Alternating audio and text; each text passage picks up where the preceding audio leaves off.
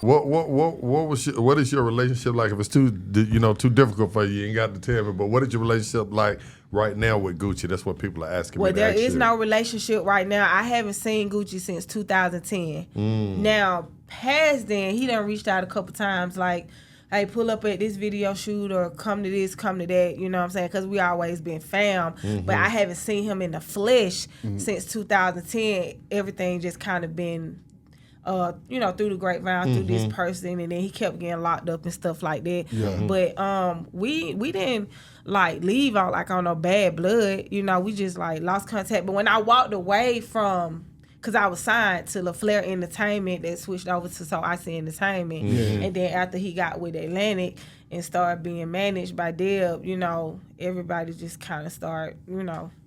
So I kind of just walked away because at the end of the day, I can't just keep letting somebody walk over me like a doormat, you know what I'm saying? And I just wasn't happy, and it just wasn't worth it for me.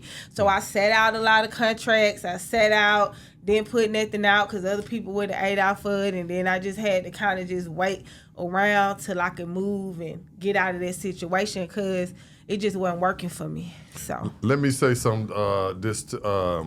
say this to you because I want to say this to you. Yeah. I have sat back in the shadows and watched you and Gucci from when y'all was younger to now. And I want to say that both of y'all have come a long way. A lot of people recognize that too. Yes.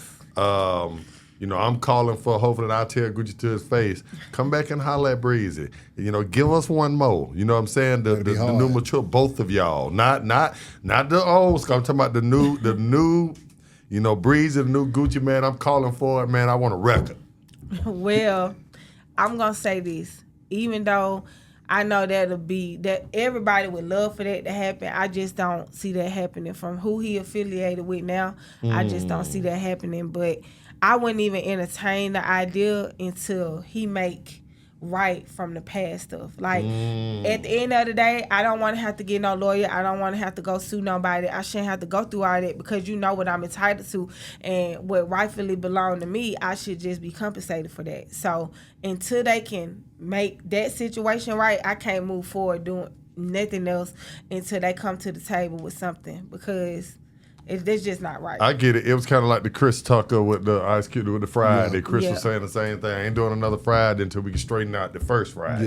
Yeah. You know, that I got $5,000 for. You know but it's all love. It's just like, I did all I can do. They can just, I don't know. Well, I think y'all were great. I think, you know what I'm saying, the y'all movement was huge. The movement was huge. It Talk was to me about that. How did y'all link up and crank that thing up, okay, though, Breezy? So I before we started doing music together, I already knew him from just being in the hood. Like, I stayed in East Atlanta. I used to run into him off of Boulder Crest and just flat shows at the store, at the corner store. And then both of us, when he started getting into the music, we used to run into each other at the club a lot. He always used to try to holler at me, but I always had a man, and I'm loyal, so I ain't doing that. I don't care if you Gucci, I don't care, you know what I'm saying? I'm just loyal like that. Yeah. And then one day, it just so happened to slip up. I was on bad terms with my dude or whatever, and it was just like on some rebound type, and I entertained him. So I entertained him, and then next thing you know, he wrote a song about me, which was Go Ahead. So I inspired this song, Go Ahead, that I'm featured on. So that was from that one night, that one encounter. And then I went with him to the studio to Patchwork to record the song. Yeah. And so he was in there recording. He laid down 2 verses, and then he was kind of getting a little stuck by what he wanted to do with the 3rd verse, because back then a full song was 3 verses and a 3/16. 3/16, a hook, and maybe even the bridge. The bridge. That was a full song was 6 minutes and 50 seconds. Yeah. So he had knocked his 2 verses out. Yeah. And he was working on the 3rd. He was freestyling. He was trying to figure out like what I'm gonna do. I was like, so he was like, it'll be cool if I had a female perspective on here, and I was like, hey, hello, I rap. He was just like on a personal tip. I was like, that's what I do. Like, let me show you what I can do. So that's how I got, Matt Bre-Z said, "Pimpin' ain't easy, nigga. You can leave me, cause I don't really need you." Come nigga. on, you know what I'm saying? So, yeah, so that's how I got on the song.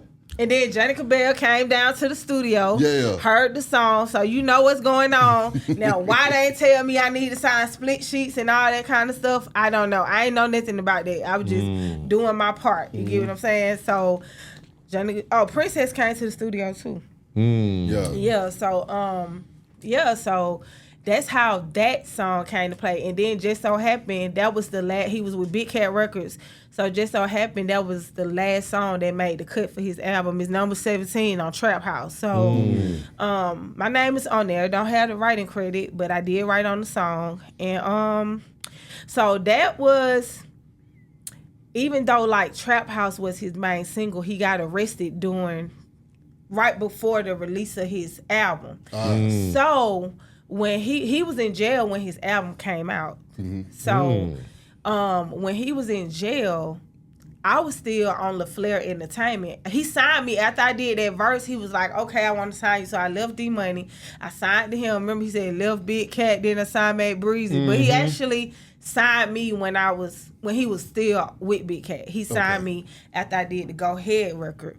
So while he was locked up, I was promoting the song because that was the only song that I was on. Yeah. So I'm the one that went and took the song to the DJs and got the song hot while he was locked up. And by the time he came home, that was his leading single. And we just started hitting the road and stuff like that. Yeah. So I did a lot of PR. I did a lot of, marketing and promotion while he was in there. And so that's how that came about.